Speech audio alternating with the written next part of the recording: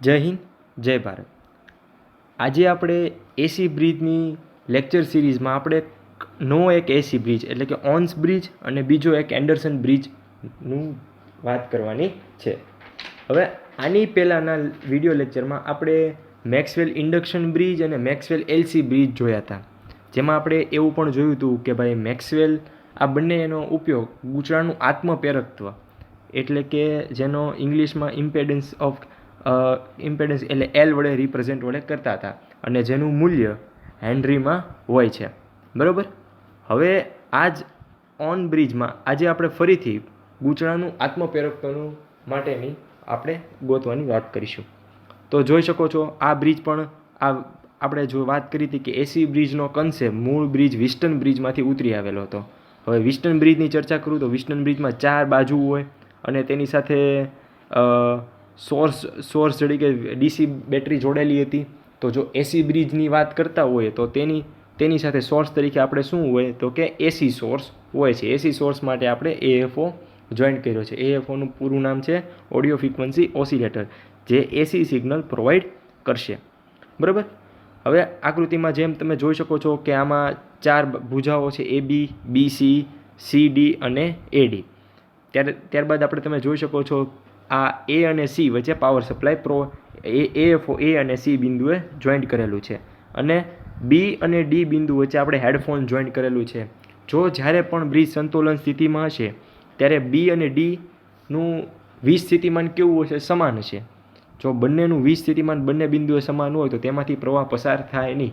એનો મતલબ એમ છે કે હેડફોનમાં કેવો અવાજ સંભળાય? ન્યૂનતમ અવાજ આપણને સાંભળવા મળે છે.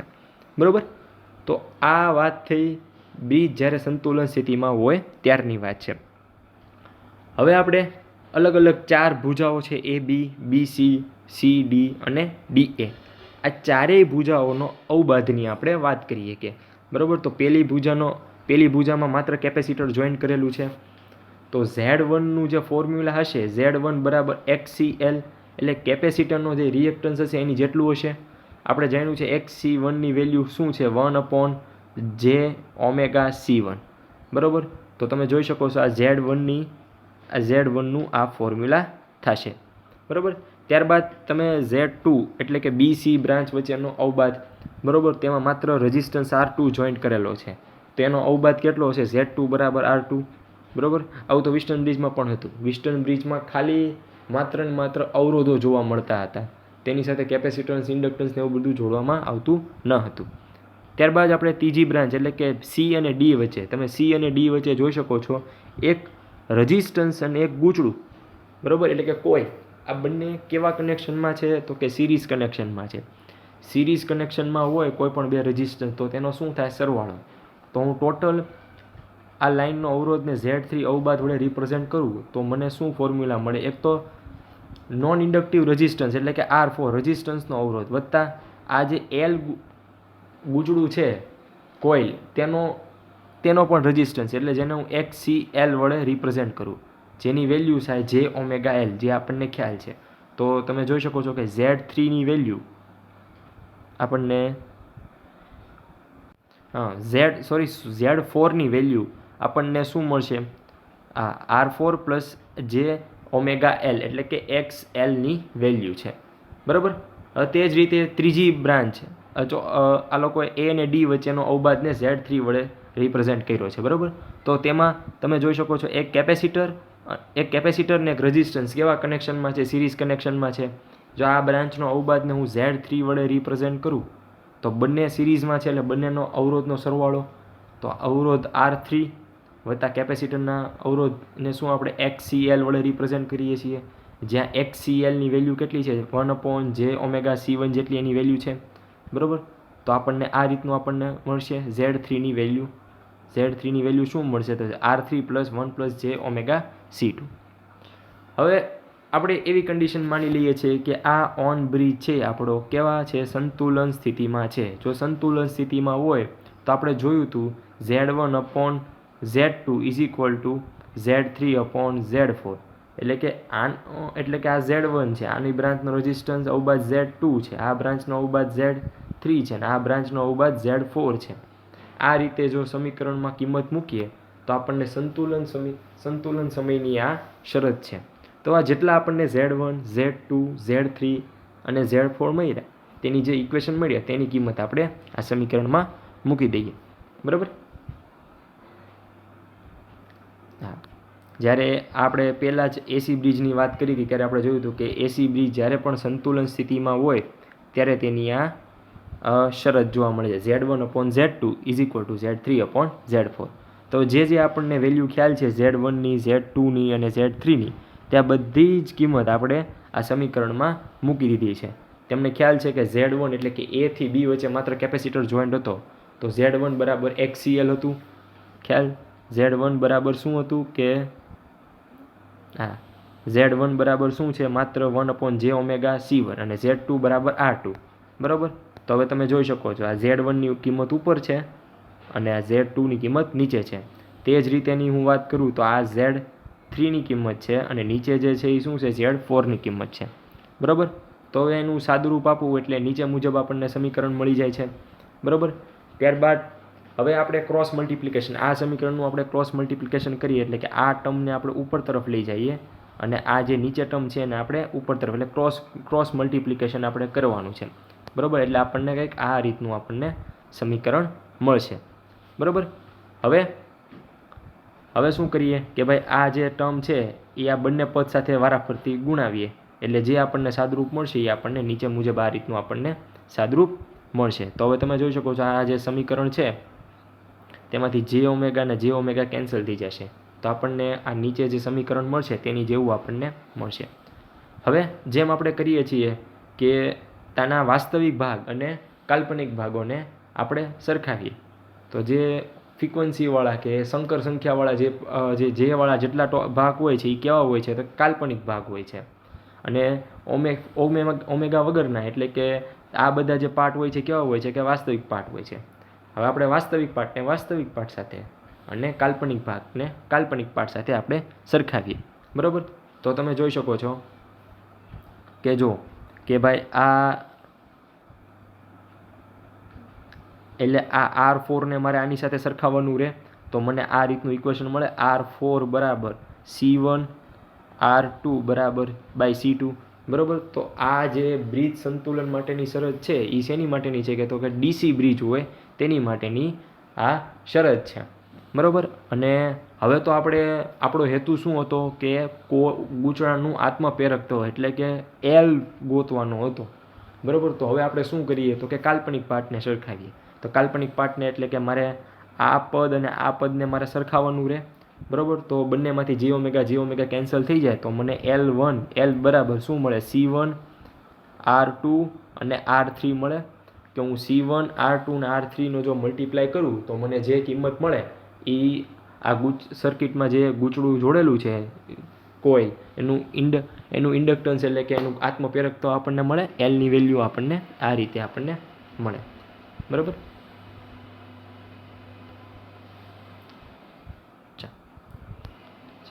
તો આ જે રીતનું જે ફાઇનલ ઇક્વેશન છે તો કે L1 બરાબર શું છે, L1 બરાબર C1, R2 એન્ડ R3. તમને આવો ન્યુમેરિકલ પણ પૂછાઈ શકે કે ભાઈ તમને એક બ્રિજ આપે અને કે આ ઓન્સ બ્રિજની સર્કિટ છે, તમારી પાસે C1, R2 અને R3ની વેલ્યુ હોય અને તમને કહે કે ગૂંચળાનું ઇન્ડક્ટન્સ ફાઇન્ડ કરો, તો આ સમીકરણમાં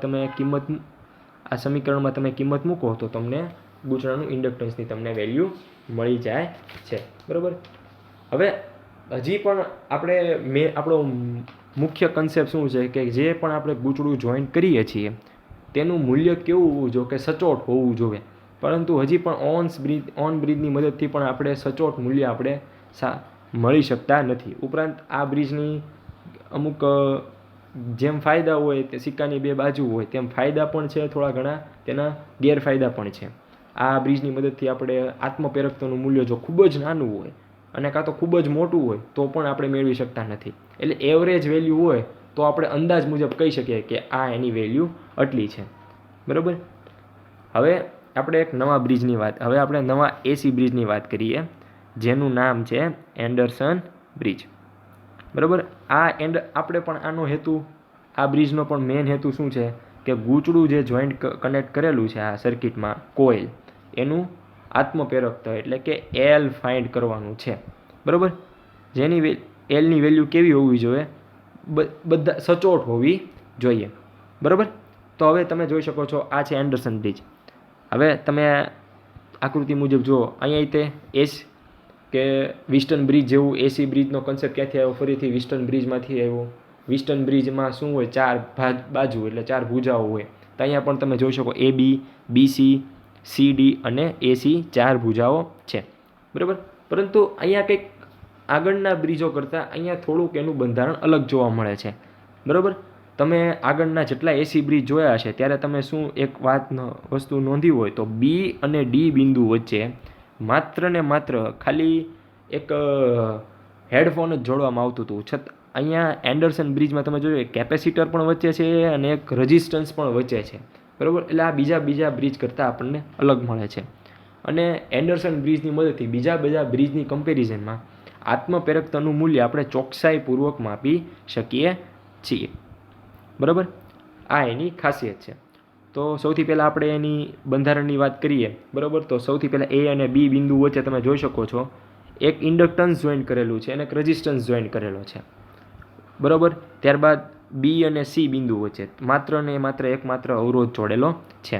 અને તે જ રીતે A અને D બિંદુ વચ્ચે પણ એકમાત્ર અવરોધ જોડેલો છે. અને એ જ રીતે C અને D બિંદુ વચ્ચે પણ એકમાત્ર અવરોધ R4 જોડેલો છે, બરાબર. હવે જે આ વાત કરવામાં આવી છે કે તમે જોઈ શકો છો આ વચ્ચે કેપેસિટર અને R જોડેલું છે, બરાબર. હવે આ જે કેપેસિટર ને આ રેઝિસ્ટન્સ સ્મોલ r છે એ બંને કેવા સિરીઝ કનેક્શનમાં છે. અને એ બંનેનું સિરીઝ કનેક્શન આ R4 રેઝિસ્ટન્સ સાથે કેવું છે, સમાંતર જોડાણમાં આપણે સમાંતર જોડાણમાં જોડેલું છે, બરાબર. હવે ફરીથી એકવાર સમજાવી દઉં કે આ બીજા બધા કરતાં થોડુંક આનું બંધારણ અલગ જોવા મળે છે. બીજા બધા સર્કિટમાં B અને D બિંદુ વચ્ચે માત્ર ને માત્ર આપણને હેડફોન જોવા મળતું હતું, પરંતુ અહીંયા આપણે કેપેસિટર અને રેઝિસ્ટન્સ વચ્ચે જોઈન્ટ કરેલું છે. બંને કેવા કનેક્શનમાં છે તો જો સિરીઝ કનેક્શનમાં છે.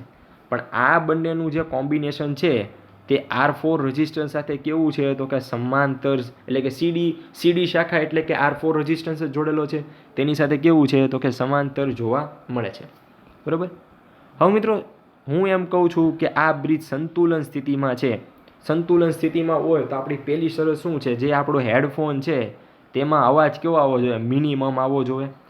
તો એટલે કે B અને E બિંદુએ વીજ સ્થિતિમાન કેવો છે, સરખો છે કે B બિંદુ પાસેનો વોલ્ટેજ અને E બિંદુ પાસેનો વોલ્ટેજ કેવો છે તો કે ભાઈ સરખો જોવા મળે સંતુલન સ્થિતિમાં. એટલે કે હું કહી શકું કે B અને E શાખામાંથી સંતુલન સ્થિતિ દરમિયાન પ્રવાહ પસાર થતો નથી. પ્રવાહ કેટલો છે તો કે 0 જેટલો છે, બરાબર. આવી રીતનું હું કહી શકું, બરાબર. ચાલો, એટલે માની લઈએ છીએ કે આ એસી સોર્સ જોડેલો છે તેમાંથી કેટલો I જેટલો કરંટ પાસ થાય છે, બરાબર. તો એ બિંદુ પાસે કેટલા 2 પાર્ટમાં ડિવાઈડ જાય, એક ઉપરની શાખા અને નીચેની શાખા. તો ઉપરની શાખામાં આપણે I1 જેટલો પ્રવાહ જાય છે તેમ કન્સિડર કરીએ છીએ, નીચેની શાખામાં આપણે I2 જેટલો પ્રવાહ જાય છે તેમ કન્સિડર આપણે કરીએ, બરાબર. હવે આપણે આગળ હજી ઉપરની શાખાની વાત કરીએ તો A થી B વચ્ચે તો I1 પ્રવાહ રહેવાનો છે, પરંતુ તમે B બિંદુએ જોશો તો B બિંદુ એ નીચેની સાઈડ અને આ C સાઈડ એટલે કે E પોઈન્ટ સાઈડ ને C પોઈન્ટ સાઈડ એવા 2 ફાટા જોવા મળે છે. પરંતુ જ્યારે પણ બ્રિજ સંતુલન સ્થિતિમાં હશે ત્યારે B અને E માંથી પ્રવાહ પસાર થશે નહીં. અને આપણે તો પાછળ સંતુલન સ્થિતિની શરત કન્સિડર કરવાની છે, એટલે કે હેડફોનમાં કેવો અવાજ તો કે ઓછામાં ઓછો, બરાબર. તો ચાલો, એટલે હું કહી શકું કે જો B થી E I1 પ્રવાહ છે B બિંદુ સુધી પહોંચે, એટલે કે B થી E પસાર ન થતો હોય તો બધો પ્રવાહ ક્યાં પસાર થાય, B થી C પસાર થાય. એટલે કે A થી B બ્રાન્ચમાં જેટલો પ્રવાહ પાસ થાય છે એટલો ને એટલો પ્રવાહ B થી C બ્રાન્ચમાં આપણને પ્રવાહ પાસ થાય છે. એટલે કે બે સાઈડ કેવો મેં I1 લોડે લખેલું છે, બરાબર. હવે નીચેની શાખાની વાત કરું. નીચેની શાખામાં મેં તમને કીધું કે એમાંથી I2 જેટલો પ્રવાહ પાસ થાય છે, પરંતુ પાછો આ D બિંદુ પાસે આવ્યો ત્યારે પાછા 2 ભાગ પડ્યા, એક E બિંદુ તરફ અને એક E બિંદુ તરફ અને એક C બિંદુ તરફ, બરાબર. પરંતુ હવે તો અહીંયા તો બંનેમાંથી પ્રવાહ પાસ થશે, કારણ કે ડી થી ઈ બિંદુ વચ્ચે તો હેડફોન છે નહીં, એટલે પ્રવાહ તો પાસ થશે જ તે, બરાબર. એટલે કે માની લઉં છું કે ભાઈ મારો જે ડી થી ઈ બિંદુ પાસે I3 જેટલો પ્રવાહ પાસ થતો હોય, તો ડી થી સી પાસે મારે ટોટલમાંથી I2 માઇનસ I3 પ્રવાહ પાસ થાય. આ એના જેવી વાત થઈ કે આપણે માની લઈએ છીએ કે એ અને ડી વચ્ચે 5 એમ્પિયર જેટલો પ્રવાહ પાસ થાય છે, અને ડી થી ઈ વચ્ચે 2 એમ્પિયર જેટલો પ્રવાહ પાસ થાય છે. એટલે તફાવત કેટલો આવ્યો? 3 એમ્પિયર જેટલો પ્રવાહ તફાવત આવ્યો. તે કઈ જગ્યાએ જાય? તો કે ડી થી સી ભાગમાં જાય. હવે એનું આપણે સિમ્બોલિકરણ કરેલું છે કે ભાઈ માની લઈએ કે એ થી ડી આપણે 5ની જગ્યાએ I2 કહી દઈએ, એવું ધાર્યું છે, અને ડી થી I3 છે, તો જે વધેલો પાર્ટ, જેટલો વધેલો પ્રવાહ છે કઈ બાજુ જશે? તો કે ડી થી સી, એટલે I2 માઇનસ I3, બરાબર. તો હવે આ આપણું કન્સ્ટ્રક્શન થયું એન્ડરસન બ્રિજનું, બરાબર. હવે આપણે સંતુલન સ્થિતિ દરમિયાનની આપણે વાત કરીએ, બરાબર. હા, આ બધું લખેલું છે કે આપણે જે બંધારણમાં જોયું કે સ્મોલ આર એટલે ચલિત અવરોધ જે છે તે જોડેલો છે. હેડફોનમાં મિનિમમ અવાજ સંભળાય જ્યારે સંતુલન સ્થિતિમાં હોય છે ત્યારે, અને બી અને ઈ બિંદુ પાસે 20 સ્થિતિમાન સમાન હોય છે, જે મેં તમને આગળ સંતુલન સ્થિતિની મેં વાત કરી એ દરમિયાન. જો 20 સ્થિતિમાન વી અને બી બિંદુ પાસે સમાન હોય તો એમાંથી પ્રવાહ પસાર ન થાય. બંને સેટ પોટેન્શિયલ સરખું હોય તો પ્રવાહ ક્યાંથી પસાર થવાનો, બરાબર. હવે આપણે કિર્ચોફનો બીજો નિયમ એપ્લાય કરવાનો છે બ્રિજ સંતુલન સ્થિતિ વખતે. પણ કઈ લૂપ? તો કે ABDA. એટલે કે હું તમને જો આકૃતિમાં બતાડું, બરાબર, એટલે કે પહેલાં આપણે એ થી બી જવાનું, બી થી ઈ જવાનું, ઈ થી પાછું ડી જવાનું, અને ડી થી પાછું એ જવાનું. એટલે કે આ આટલો પાર્ટમાં આપણે કિર્ચોફનો બીજો નિયમ એપ્લાય કરવાનો છે. હવે તમને ખ્યાલ છે કિર્ચોફનો બીજો નિયમ શું છે? તો કે ઉર્જા સંરક્ષણનો નિયમ છે. તેમનું સ્ટેટમેન્ટ કંઈક આ રીતનું છે કે કોઈ પણ બંધ પરિપથમાં અવરોધમાં અને તેમાંથી વહેતા આનુષંગિક, એટલે આનુષંગિક એટલે R1 માંથી કેટલો પસાર પ્રવાહ થાય છે? તો કે I1 જેટલો. R3 માંથી કેટલો પસાર થાય છે? તો કે I2 જેટલો. આને આનુષંગિક પ્રવાહ કહેવાય. અવરોધને આનુષંગિક વીજ પ્રવાહ, બરાબર. ફરીથી કહું છું, કોઈ બંધ પરિપથના અવરોધ અને તેમાંથી વહેતા આનુષંગિક વીજ પ્રવાહના ગુણાકારના સમગ્ર બંધ માર્ગ પરનો બેઝિક સરવાળો તે બંધ માર્ગને લાગુ પડેલા EMFના બેઝિક સરવાળા બરાબર હોય છે. આ કિર્ચોફના બીજા નિયમનું સ્ટેટમેન્ટ છે, બરાબર. હવે આપણે શેનો રૂલ્સ એપ્લાય કરવાનો છે કઈ લૂપમાં? તો કે A B E D અને પાછો એ પોઝિશન આવી ગયો, એટલે આખી લૂપ ફરીને પાછા એ બિંદુ આવી ગયા, એટલે કુલ EMF કેટલું? 0 આપણું, બરાબર. એ બિંદુએથી શરૂ કર્યું હતું, પાછા એ બિંદુ આવી ગયા તો EMF પણ કેટલું? 0, બરાબર. હવે આપણે અવરોધ અને તેમાંથી પસાર થતો આનુષંગિક પ્રવાહની આપણે વાત કરીએ. હવે તમે જોઈ શકો છો એ થી બી વચ્ચે 2 કમ્પોનેન્ટ છે, બરાબર. એક ઇન્ડક્ટન્સ છે એટલે કે ગૂંચળું, અને બીજો છે R1, બરાબર. તો હવે તેનું એ થી બી વચ્ચે એટલે કે બંને પ્રવાહની દિશામાં જ છે. જો પ્રવાહની દિશામાં હોય તો માઇનસ નિશાની, અને પ્રવાહની વિરુદ્ધ દિશામાં હોય તો પ્લસ નિશાની. આવું આપણે કિર્ચોફના બીજા નિયમમાં આપણે 12મા ધોરણમાં આપણે જોયું હતું, બરાબર. એટલે કે આપણું સમીકરણ કંઈક આ રીતનું બનશે. R1 માંથી કેટલો? R1 અને XL આ બંને એક જ બ્રાન્ચના અવરોધ અને તેમાંથી પસાર થતો પ્રવાહ કેટલો છે? I1. તો તમને આ રીતનું સમીકરણ બને. ઉપરાંત આપણી લૂપની દિશા અને પ્રવાહની દિશા બંને એક જ દિશામાં છે, એટલે બંનેની આગળ માઇનસ, બરાબર. હવે કોની વાત કરીએ? બી થી ઈ બિંદુ વચ્ચે, બરાબર. આ જ રીતે આપણે બી થી ઈ બિંદુ વચ્ચે તો શું છે? હેડફોન છે. હવે હેડફોનમાં તો પ્રવાહ પસાર નથી થવાનો, સંતુલન સ્થિતિ છે, એટલે કે બી થી ઈ બિંદુ વચ્ચેનો પ્રવાહ કેટલો? 0. વોલ્ટેજ કેટલો? 0, બરાબર. તો અહીંયા એની માટે થઈને આપણે 0 દર્શાવેલું છે. ઉપરાંત હવે કોની વાત કરીએ? હવે આપણે ક્યાં જવાનું છે? કે આપણે જવાનું છે ઈ થી ડી બિંદુ. હવે તમે જોઈ શકો છો ઈ થી ડી બિંદુએ જઈએ ત્યારે એક અવરોધ R આવે છે, અને તેમાંથી પસાર થતો પ્રવાહ કેટલો છે? I3, પરંતુ વિરુદ્ધ દિશામાં છે. આપણા લૂપ કરતાં વિરુદ્ધ દિશામાં છે, તો કેવી નિશાની આવશે? પ્લસ. એ જ રીતે આપણે ડી થી એ બિંદુ તરફ જઈએ ત્યારે પણ R3 અવરોધ આવે છે, અને તેમાંથી પ્રવાહ પસાર થતો I2, પણ લૂપની દિશા અને પ્રવાહની દિશા બંને વિરુદ્ધ છે, એટલે કે નિશાની કેવી આવશે? પ્લસ, બરાબર. તો આપણે જોઈ શકો છો આવી રીતનું આપણું સમીકરણ બને, બરાબર. હવે તેને આપણે હજી વધારે સાદુરૂપ આપીએ તો આ XL એટલે કે શું? કે ગૂંચળાનો રિએક્ટન્સ જેને શું કહેવાય છે જે ઓમેગા, એનું સૂત્ર શું જે ઓમેગા એલ, એટલે આપણે આ રીતનું આપણે મૂક્યું છે બરાબર. હવે બંને તમે જોઈ શકો છો કે આ સમીકરણમાં અહીંયા I1 છે ને અહીંયા I1 છે, તો હું I1 ને અહીંયા કોમન લઈ લઉં છું બરાબર. તો આ આપણું સમીકરણને આપણે શું નામ આપી દઈએ 19 નંબર, આપણે 1 નંબર કે 19 નંબર જે હોય તમે સમીકરણનું નામ આપી દો બરાબર. હવે આ એક લૂપની વાત કરી, એવી રીતે આપણે બીજી બે લૂપની વાત કરવાની છે બરાબર. હું તમને આકૃતિમાં બતાવી દઉં. તો હવે આપણે જો આ એક લૂપ આપણે કરી, કઈ બી ઈ, આ ડી બિંદુ અને પાછું એ, આ પહેલી લૂપ થઈ બરાબર, પહેલી લૂપ. બીજી લૂપ કઈ હશે વિચારો તો થોડુંક વિચારો, તમને આઈડિયા આવે કે આ લૂપ છે બી, પછી સી, પછી ઈ ને પછી પાછું બી. જો બી બિંદુએથી ફરીને આપણે પાછા બી બિંદુ આવ્યો હોય તો વિસ્થિતિમાન કેટલો 0 ને 0, ઈ ને ઈ બિંદુ પાસે તો સેમ જ રહે, બે વિસ્થિતિમાનનો તફાવત બરાબર. તો પહેલાં બીજી લૂપ આપણી આ હશે બી સી ઈ બી. તો ત્રીજી લૂપ કઈ હોય નીચેની રહી, એક જ રહી છે બરાબર. કઈ રહી તો કે સી ડી ઈ ને પછી પાછું સી બરાબર. આ 3 લૂપ માટે સૌથી પહેલાં કિર્ચોફનો નિયમ યુઝ કરવાનો. મિત્રો આ બીજા બ્રિજ કરતાં આ બ્રિજનું તારવણી અને તેનું કન્સ્ટ્રક્શન અલગ છે. આમાં આપણે કિર્ચોફનો બીજો નિયમ યુઝ કરીએ છીએ.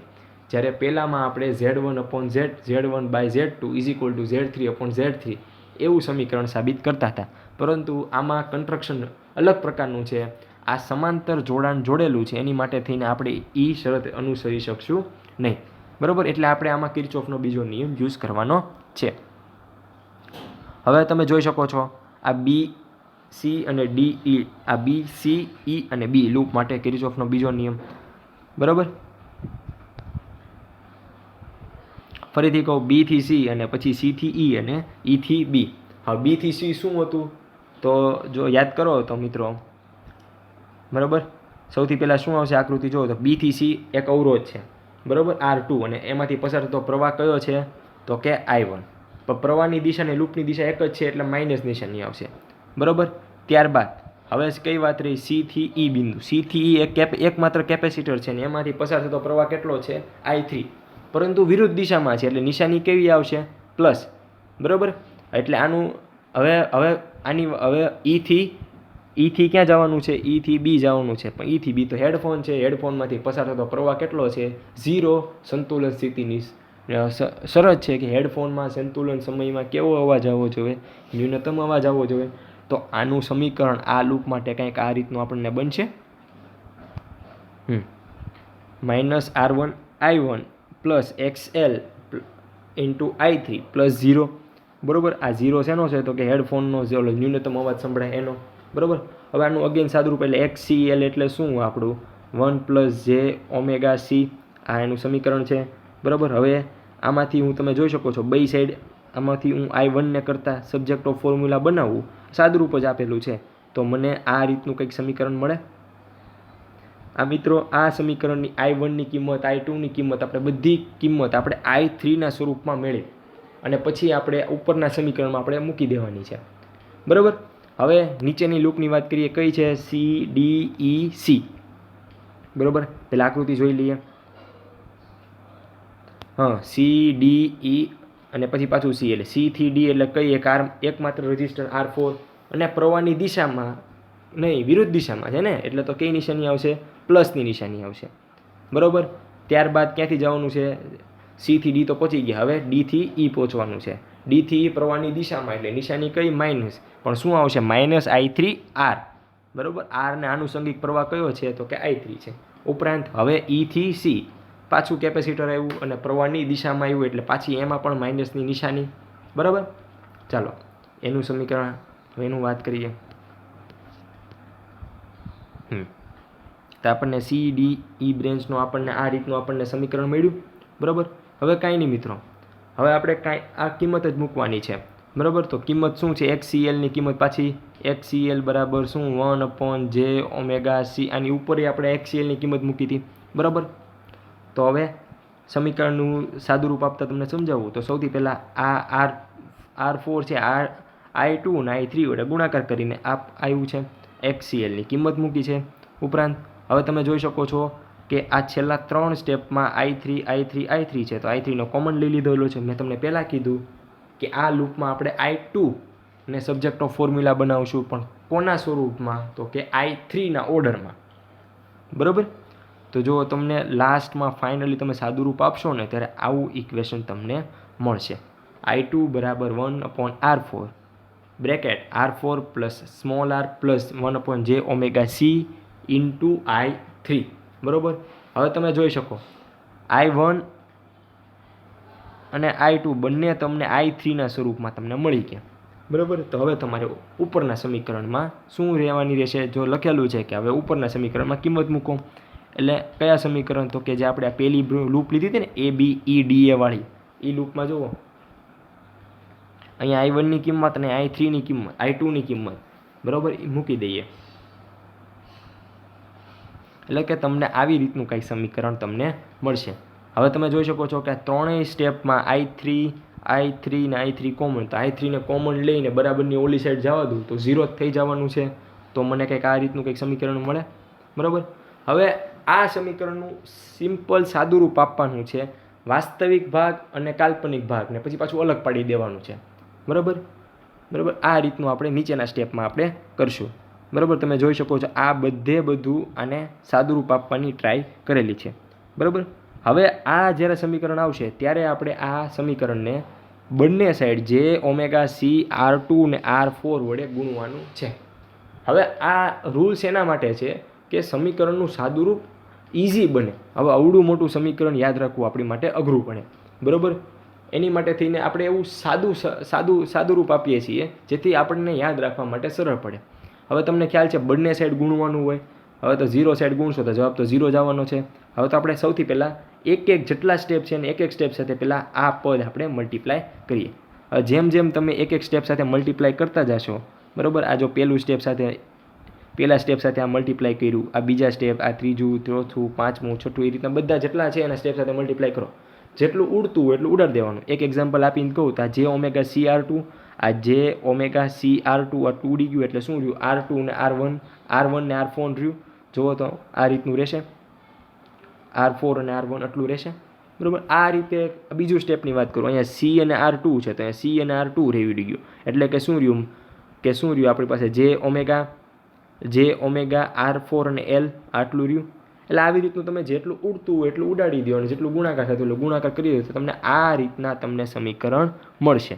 બરાબર. હવે પછી પાછળથી આપણે જેમ કરીએ છીએ કે જે કાલ્પનિક ભાગો હોય એને અલગ રાખીએ અને વાસ્તવિક ભાગ હોય એને અલગ રાખીએ. તો જેટલા જે ઓમેગાવાળા પદ છે એ શું છે? તો કે આપણે કંઈ કાલ્પનિક ભાગો છે, અને આ પદ શું છે? તો કે આપણે વાસ્તવિક ભાગો છે. બરાબર. તો વાસ્તવિક ભાગ માટે સમીકરણની શરત શું બનશે? કે આ રીતની આપણને કંઈક જોવા મળશે. તમે જોઈ શકો છો આ શેની સમીકરણની શરત છે? તો કે વાસ્તવિક ભાગ માટે. એ રીતે આ શેની શરત છે? તો કે કાલ્પનિક ભાગ માટે. બરાબર. તો હવે હું સૌથી પહેલાં વાસ્તવિક ભાગની શરતની હું તમને વાત કરું. બરાબર. હવે આ બરાબર આ માઇનસ છે, બરાબરની ઓલી સાઈડ જાય તો પ્લસ થઈ જાય એટલે શું બને? R2 R3 બરાબર R4 R1 બને. બરાબર. પછી મેં આવી રીતનો રેશિયો લઈ લઉં એટલે મને આ રીતનું કંઈક મને સમીકરણ મળે. પણ શેની માટે? તો કે વાસ્તવિક, એટલે કે DC બ્રિજ હોય તો. બરાબર. તો એની તમને વાત કરું. જો DC બ્રિજ હોય તો તમને ખ્યાલ છે કેપેસિટરમાંથી કેપેસિટર DC પ્રવાહને પાસ થવા દે નહીં. બરાબર ને? કેપેસિટર DC પ્રવાહને પાસ થવા ન દે, AC પ્રવાહ પાસ થાય. બરાબર. તો જો અહીંથી ઓલું કેપેસિટરવાળું કનેક્શન હતું ને એ ગુમ થઈ ગયું. એટલે કે જો DC બ્રિજ હોય, આ જો એન્ડરસન DC બ્રિજ હોય એની શરત છે. બરાબર. તો જો DC બ્રિજ હોય તો કેપેસિટર જોઈન કરવાનો મતલબ જ નથી ને, કારણ કે એમાં કેપેસિટરમાંથી પ્રવાહ પાસ જ નહીં થવા દે. બરાબર. ઉપરાંત DC બ્રિજની બીજી શું શરત છે?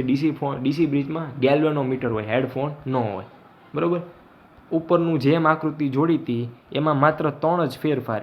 હેડફોનની જગ્યાએ આપણો એક આવ્યો ગેલ્વેનોમીટર, ત્યારબાદ આ DC કેપેસિટરવાળું વયું ગયું અને સોર્સ તરીકે શું આવી ગયું? આપણું DC બેટરી આવી ગઈ. પણ આ શેની શરત હતી? DC બ્રિજની શરત છે.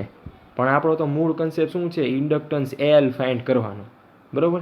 કે એન્ડરસન બ્રિજની મદદથી મેં અગાઉ વાત કરી કે બીજા બધા બ્રિજની કમ્પેરિઝનમાં એન્ડરસન બ્રિજમાં ગૂંચળાનું આત્મપ્રેરકત્વ કેવું મળે છે? સચોટ મૂલ્ય મળે છે.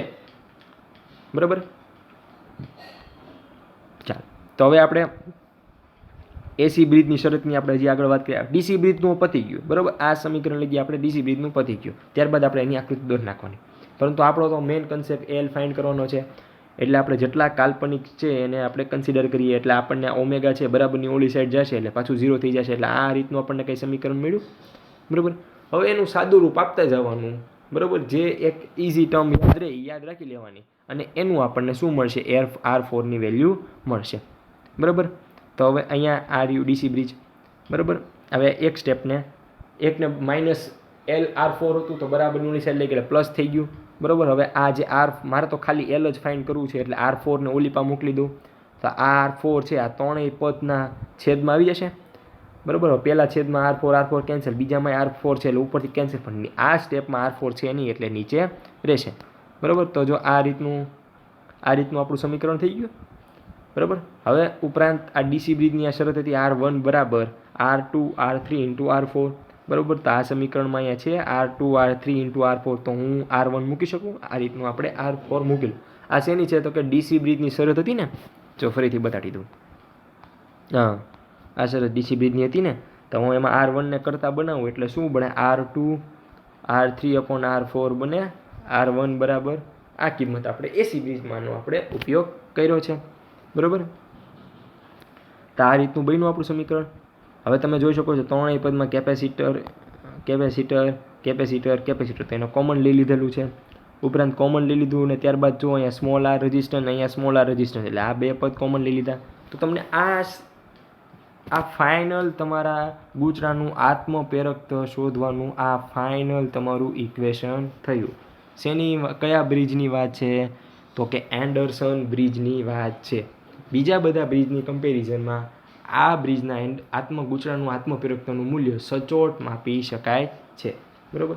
આના પણ થોડા ઘણા ફાયદા છે, ગેરફાયદા છે બરાબર બરાબર. હવે આપણે નેક્સ્ટ ટાઈમ આપણે જ્યારે મળશું ત્યારે આપણે ડીસી સર્કિટોની આપણે વાત કરીશું બરાબર. Thank you.